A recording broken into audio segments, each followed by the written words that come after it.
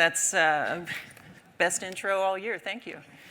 Yeah, it's really cool to be here. You know, so many familiar faces. I started coming to AWE about 12 years ago, I think. I was working for Valve Software, and one of the crew, like maybe week 1 or 2 when I was there, they said, hey, we're going to go to this little tiny event called Augmented World Expo. And we showed up, and it was just in a couple rooms around here. And, we were big-eyed, dreaming about, what is XR and AR and VR and all this going to be like. And so it's really amazing to see, like, huge groups like this. So a little of my background, just kind of set the stage before I go into like why familiarity and familiar places is so important in XR.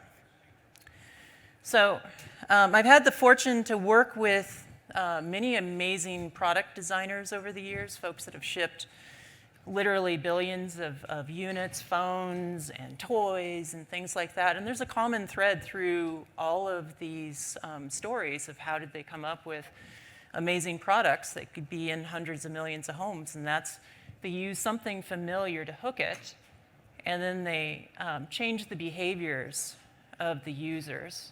So if you have a product that is completely foreign to a user, it's really hard to get over that gap. So if you can anchor it to something familiar, you're going to have a better time, and you're going to have a more successful product. And it's amazing that I had these mentors to help me throughout the years and work alongside them. And it's been very helpful at Tilt 5 to take those learnings and keep the team and the whole company focused on, like, how can we get AR into familiar places like your living room or your office. So, for decades, ever since I was a kid, we saw these things on films like Star Wars, Let the Wookiee Win. And, the movies make it look super trivial, like it's coming any day now. And that's what I thought ever since I was probably 8 years old, the first time I saw Star Wars. But last time I checked, there is no ways to break the laws of physics and actually do this type of experience in real life yet, but we're getting closer in some other different unique ways. But when you look at these pictures, there's some very unique things about this that really drive home the familiarity in familiar places. So, you look at these are people gathering together to communicate, to play games, to work together. And that's just how humans work. And our minds work better when we gather together and we look at things spatially. So that's really important. So we made some exciting, progress over the years. Virtual reality is really great. But it has a couple, flaws in it that's really kind of slowing down its adoption by, mainstream, every home in the United States, and that's your human connection. It's really hard to connect people, even with avatars or even video pass-through, to really feel like you're present. So, VR's improving, video pass-through's improving, but still we're like a long ways away from VR, like having that sense of presence, just the way the optics works and physics works. The best video pass-through today, it still feels like you're doing an out-of-body experience. You have a fixed focus, there's a little bit of latency in there, there's a lowered resolution, so you just kind of feel disconnected from the world around you. It's super useful, it's super fun, but, we're probably going to see this type of experience be, your fun 20-minute experience, but you're going to want to go back to the real world and get yourself grounded again. So any of you that have been playing with AR glasses, there's a lot of really exciting things going on in AR glasses, traditional AR glasses. They're really great. They solve a lot of problems. Like, you can use them for information displays. There's a lot of killer apps out there. You can watch a movie. But they're not really immersive. Most of the traditional AR systems, you have a pretty, washed out image, small field of view. It doesn't have a presence. That's what we always talk about at Valve, is how do you develop presence, like it feels like it's there. So there's a lot of work to be done in this area. And it's frustrating. Having worked in the XR space for 12 years, there's a lot of overpromising and underdelivering. So that's really challenging for the industry to move forward when that happens. It reminds me of back in the days, you got your old Commodore 64, and if you look at the press material around that, it was going to change your entire family's life, right?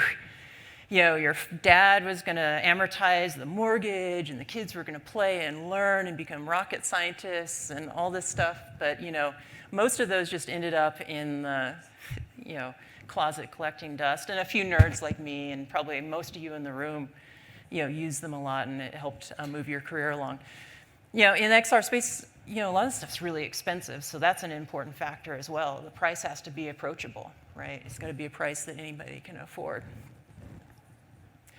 So I'm passionate about gaming, and there's a big problem in gaming. I see some of you chuckling, probably because you did this, I did this. It's hard to have a real multiplayer experience in the living room with your friends, right?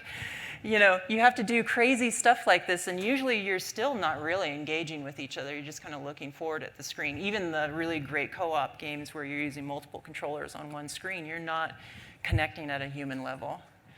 So when we started Till 5, we took a little bit of time, and we started thinking about, before we even start engineering this, what are those familiar hooks that are going to bring people onto the platform and introduce the world to AR for the first time? And so, family game night really stuck out with us. We just looked at everything, but we kept coming back to family game night. That's how we're going to get it into the home. People want to come together and have that kind of communal type experience. Or even in the living room. It doesn't have to be games. People want to come together and share a volume of space to work on things. And then so as we started thinking through that, I was reminded of one of my mentors mentioned years and years ago. He said the most brilliant thing in Microsoft Windows was Solitaire and Minesweeper. Taught 1 billion people how to click a mouse. And so as we thought about our input and how we use our system, what's our Solitaire? How do we get people clicking? How do we make the controller work so that anybody can pick it up and start to have those early experiences? And so, this is Till 5. It's a highly optimized system that is within arm's reach, that brings people together. It does great solo experience as well, but it's really designed for family game night and having that close-up interaction. And so by constraining the problem that way, we're able to do things that other AR companies couldn't do. Things like turn the optics inside out so that we could solve some of the biggest challenges in AR, because we knew you're going to be in front of a game board within arm's reach. This is what you get in the system. You get the glasses. They're super lightweight. You get the game controller.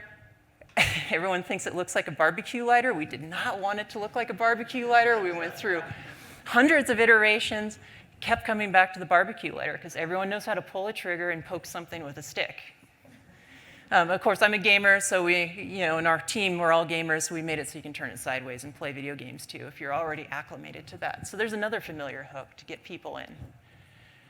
So it's a shared experience. So you can sit around the table with your friends. You can each get your own view into the experience, which is super compelling. If you're a game developer, it allows you to come up with new and exciting ways to play games.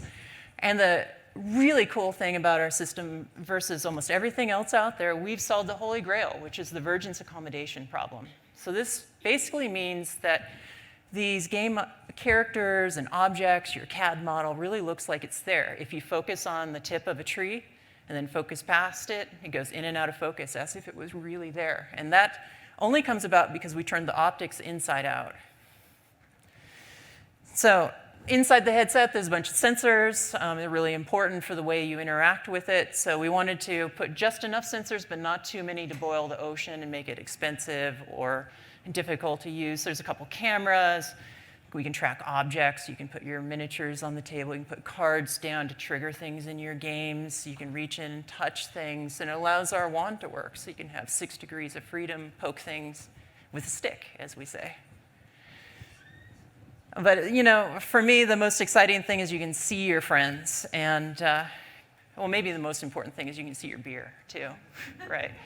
Game night, you need to be able to get to your snacks. You need to be able to see your friends in the eyes when you, win, right? Or lose.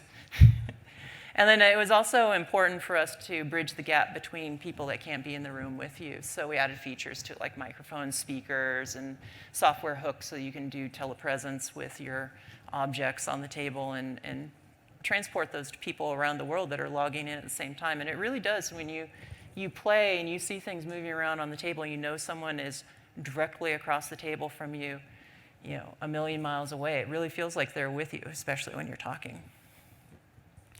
So to use the system, you flip open your laptop or your Android phone, you launch the application, you plug in the USB-C connector, flip open the game board, and in about 30 seconds, you're up and playing. So that was one of our requirements, is fast. And then once it's started up, this inside-out optical system beams light out to this game board, which has these little microspheres that redirect the light directly back to each user. That's how we can have individual users around the table having their own unique display. Allows us to have a massive field of view as well. We just crush everyone as far as field of view, 110 degrees. And then you just see this magical world spill out across the table that you can interact with, you can move things around, and you can share it with your friends. So a few years ago, we did a Kickstarter. That was exciting. I really didn't want to do a Kickstarter, but you know, in the investment world, they want proof that people want it, and it was really exciting. We had the largest ever AR project. How we achieved that was we built some prototypes, and we went around to every trade show we could, and we showed people, like, it's real, it works. And then did the Kickstarter, super exciting. But then COVID hit, so that was quite a challenge for us to manufacture. So we didn't want to give up on any of our lofty goals, but now things got really hard for us. We wanted to be 30 seconds to fun, we wanted to plug into all these devices, and we wanted to hit a price point that people can afford. So, you know, it took us about 1.5 years to get into production. We're in production and shipping now, which is really exciting. And we didn't compromise. We worked extra hard. We actually had to build 12 robots to send to China for manufacturing that actually does a lot of the calibration and testing and work that normally, if we were under normal conditions, we just travel to China and work with them and make sure the quality was there and they were assembling it correctly. Pretty exciting. So that was extra work that, you know, our lovely team had to go and do. This is, speaking of the lovely team, I really love our team so much. You know, a lot of times it comes down to the people you work with, to like how successful you're going to be, and we really are careful about the folks we bring in. These are the most lovely, giving people you could ever imagine. A lot of these folks are out on the floor, and these aren't just marketing people. These are like engineers that just they're so excited to see what you say and see your experience. They're going to be out here, so you know, feel free to go talk to them. You know, ask them technical questions. They're absolutely the best. So you know, we're not really selling hardware. As I tell the team, we're selling holograms. Fucking holograms, is we put on the back of shirts. And you know, it's important to have a clear direction so you stay focused. And so it's all about the content. You know, our obvious place to go at first, because we're all gamers at hearts, was games. And so our hardworking BD team went out and worked with dozens and dozens of companies to get games for our systems. And they range from, you know, board games, which is really obvious, but we're more than like a Monopoly replacement. You know, we have action games, we have puzzle games, we have just sandbox experiences where you can just sit around and just do free-form play, shooters, co-ops, single-player games.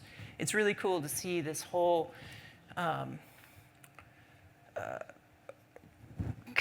sorry, I lost my words. A composition of games come together that's going to give a little bit for everyone to experiment and play with and figure out what they like. You know, on top of games, we always kind of theorized this would be the case, but it was that if we optimize the system for games, there would be problems in the more professional space that people could use our system and solve these problems. And so out on the floor, there's Bad VR. They're doing data visualization. You can go look at all the space debris and satellites flying around. It's a really cool demo. Universities all over the world have been loading up their classrooms with our system, which is super exciting. Also, we're going to be showing UC Santa Cruz, a bunch of their students. Their final project was done on Till 5, and we have some of their projects here to share. Nucleus VR is training astronauts to work on the International Space Station with our system. Arcturus is demonstrating their volumetric capture editing tools. And then something that really kind of warms my heart is Time and Texas Children's Hospital are improving children's health through games using our system. So we have an SDK, it's super friendly to use. Everything's drag and drop. We tell developers, like in 5 minutes, you can probably get your game going, and a lot of times they don't believe us, and they're like, hey, just load your project up, and boom, drag and drop, and it's rendering on the table. Another thing that we did that actually one of our advisors told us this, if there's anything that kind of slows down development process, just make a tool, make it easier. And so we put a lot of work into real-time editing. So when you're in Unity or Unreal, you just hit the play button. If you drag something around in your editor window, you see it in real time on the glasses. So you don't have to build, deploy, test, find out it's wrong, and just have this big cycle. You can just work more effectively. So we provide developer support. So if you have an interesting project, you can just go right to our website. You can download the SDK, start playing with it today. It's free. We don't charge for that. So go check that out.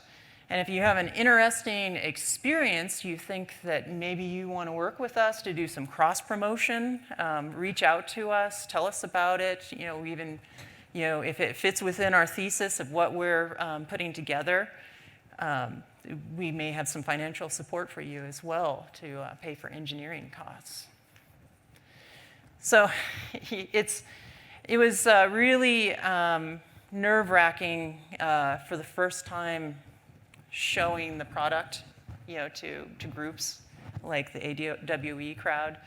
So we came out last AWE, still rough around the edges, finishing the software, and we got such a warm, glowing response. And Carl Gutag, who is very critical, I was super nervous about showing him. I saw him in the line, and I'm like, yeah, we're doing compromises. It's not like walk around AR. It's like this one thing, we're going to do it really well. And he was a little skeptical, but then he tried it, and he's like, oh my goodness, it's so great. And like, got Carl. But this is really cool. It's pretty common as people are now receiving their units. So we just see constant tweets on social media about how people like it and what they're doing with it. And this has been, for me, a 12-year journey from Valve Software, where I discovered this optical technique, to one startup, to another startup, to finally get it out there and have enough volume that we can be shipping units and people can start actually exploring the system. So to wrap up, we're shipping units in a really high volume for us right now. We're going to be caught up on our Kickstarter units. That's going to be end of July unless there's some COVID lockdowns. So that's exciting. And then after that, we're going to fulfill our backlog, which is getting deeper and deeper each day. So by the end of August, if you guys want to reserve a unit, it's $5. You can get on there, get in line, and get your unit. Sometime in the fall, you can get a unit. So I think with that, I think I burned through my presentation a little fast. But Any questions in the audience? Oh, thank you.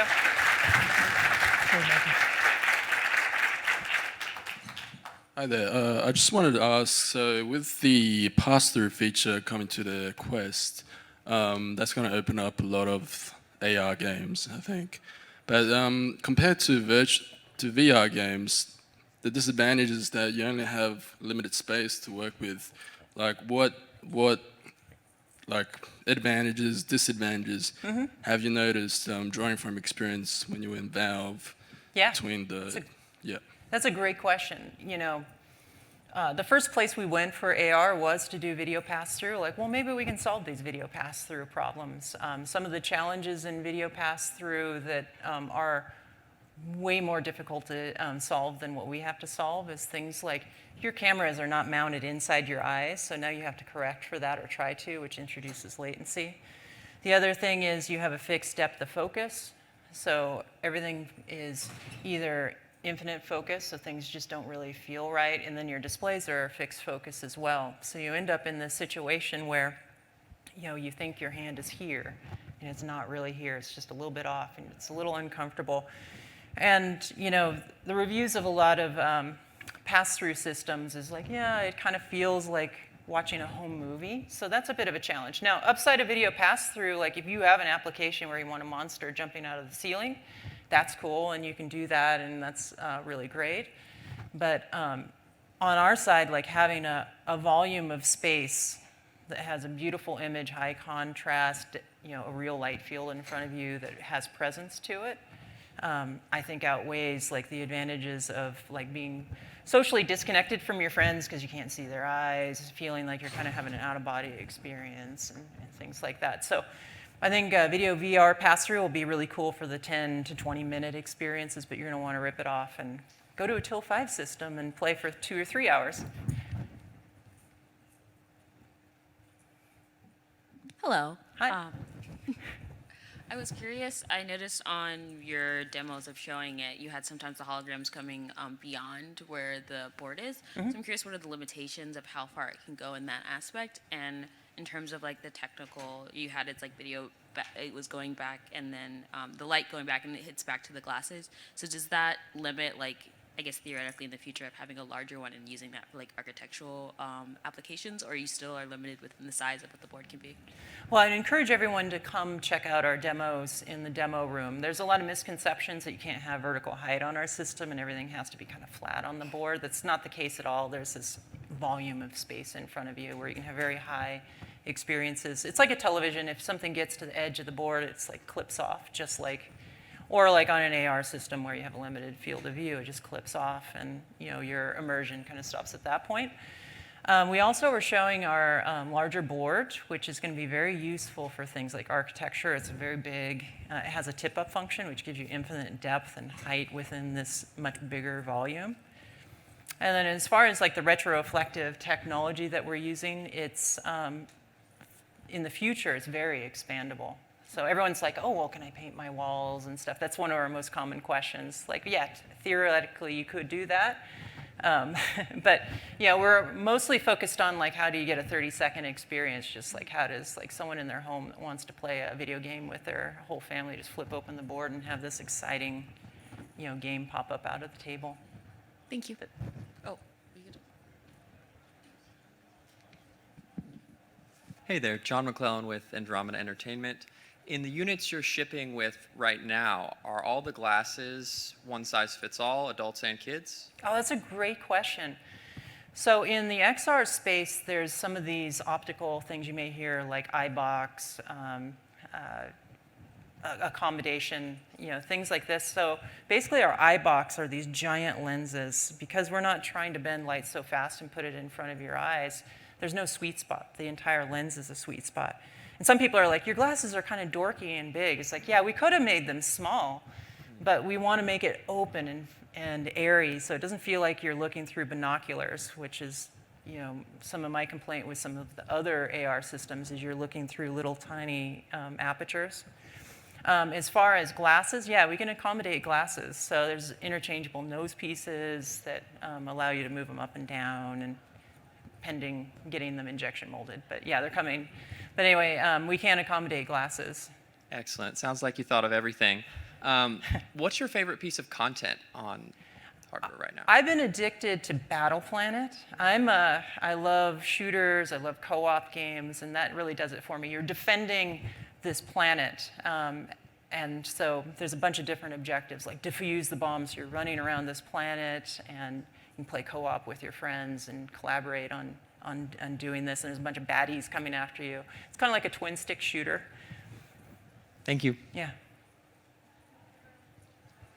Hey, Jeri, thanks for your time. My name's Raj Shadapur. I'm here representing Deloitte.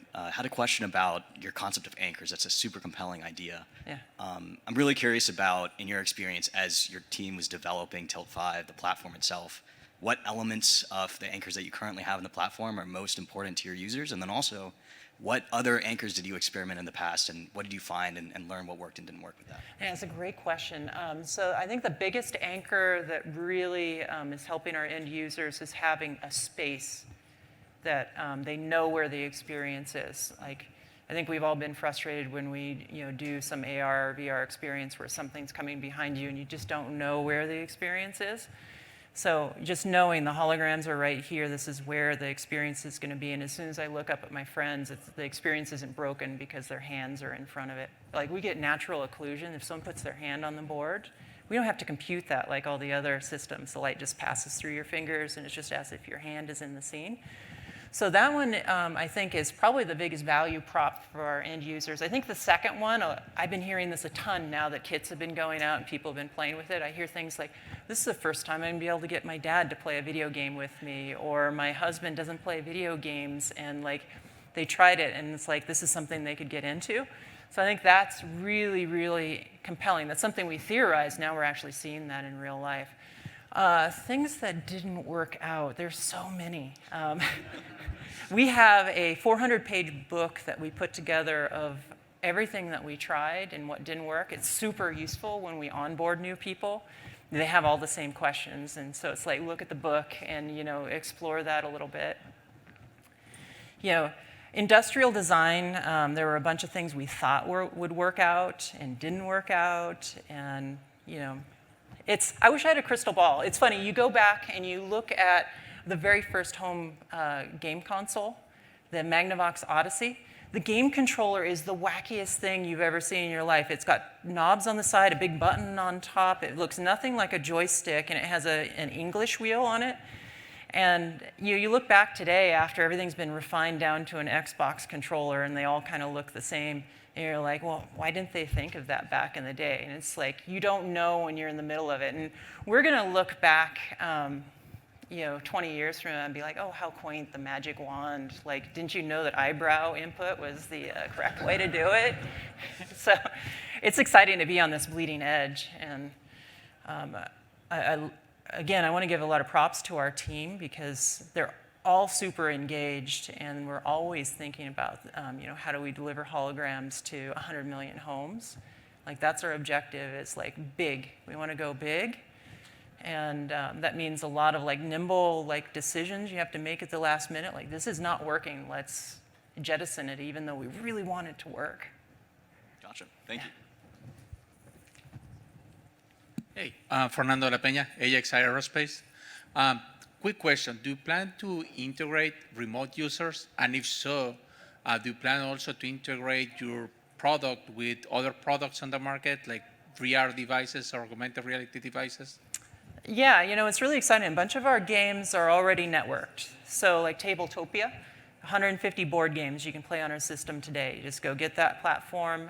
You can play cross-platform, so you can play, if your friends don't have a Til 5 yet, they can play on their tablet or their PC, and it's a really smooth experience. So cross-platform is pretty trivial because we don't have any like requirements that it has to go through any kind of back end of ours. So I saw there were some Photon folks in here. You could use Photon to do your networking, and it just works seamlessly. Thank you.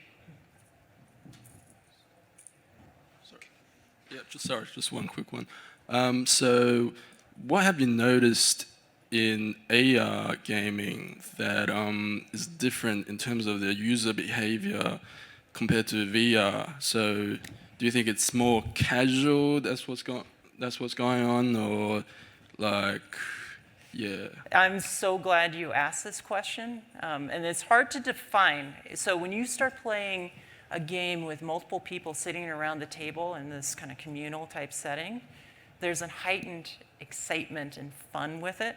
Even the simplest games, like when we started experimenting with multiplayer experiences, we had these really like dumb maze games where you're running around, and the gameplay mechanic itself was super simple.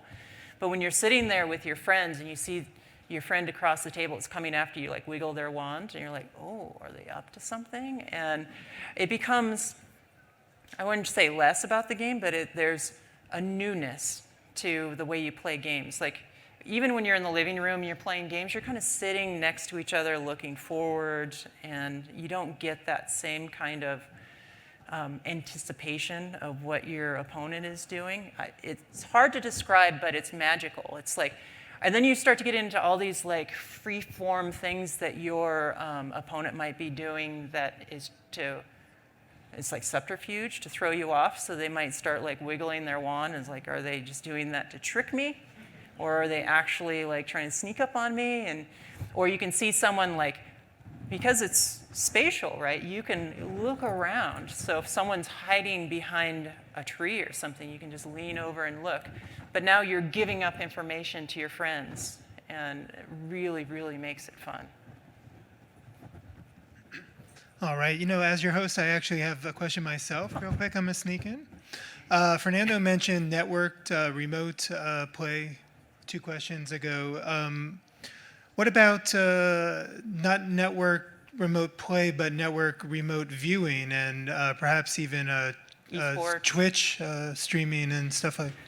Yeah, you know, there's a couple parts to that. Just because we are a volumetric display doesn't mean you can't show 2D content on it as well. And so, you know, a lot of games that are being ported over have like interstitials and things like that are just 2D content that's being shown, which is really cool. So you can conceivably just stream some 2D content to it. The thing that I'm really excited about is like esports viewing or even traditional sports viewing. And I experienced this for the first time, and that's what really gave me the itch for augmented reality. So I was working at Valve Software, and we had this military AR headset with like medical medical high-speed trackers on it to just see what the future was going to be like. And they brought over Dota and put it on the table, which is this top-down, very popular game.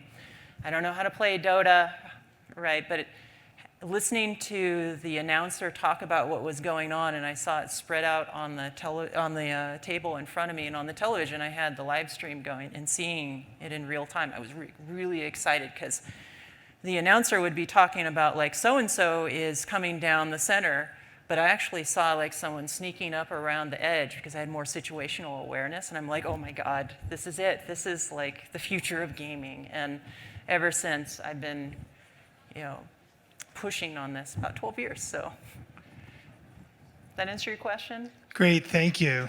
Thank you.